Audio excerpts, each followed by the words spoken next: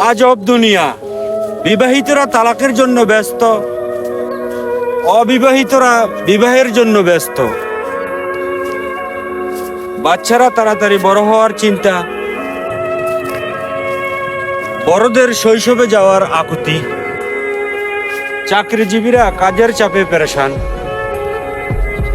বেকার লোকেরা কাজের জন্য পেরেশান। গরিবদের বড়লোক হওয়ার প্রবল ইচ্ছা,